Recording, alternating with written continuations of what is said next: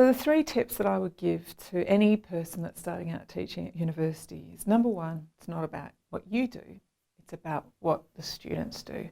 But ultimately that is about what you do.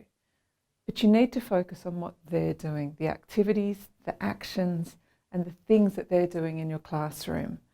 And so you need to think about what you need to do to get them to do what they need to do, to learn what they need to learn, so that they can demonstrate to you that they've met those learning outcomes through their assessment task. So focus on what they're doing as well as what you're doing. Number 2, this is a really practical tip, manipulate the space. Our classrooms tend to be pretty flexible spaces, other than of course our really fixed lecture theatres. But most of our rooms have tables you can move, chairs you can move, furniture you can manipulate. You've usually got 20, 25 able-bodied people in the room who can help you with this. Move the space around, manipulate it, make the space work for what you want to be doing in the classroom in that session.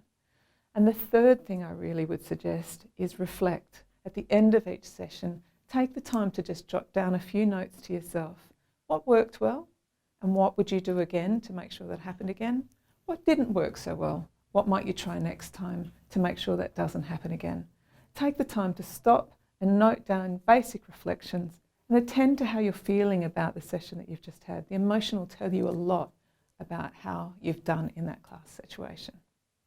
When I talk to sessional tutors, one of the most common things that I get asked is not being sure about what to do in a difficult situation. It could be a difficult conversation you're having with a student, an uncertain issue to do with your marking, a question you're not sure about with, say, an academic integrity issue. And the thing that I always advise is talk to your course convener or your stream convener about it. Talk to somebody further up the chain. Don't try and figure it out for yourself. Don't try and guess your way through the policy or the procedure. If you're not sure, ask.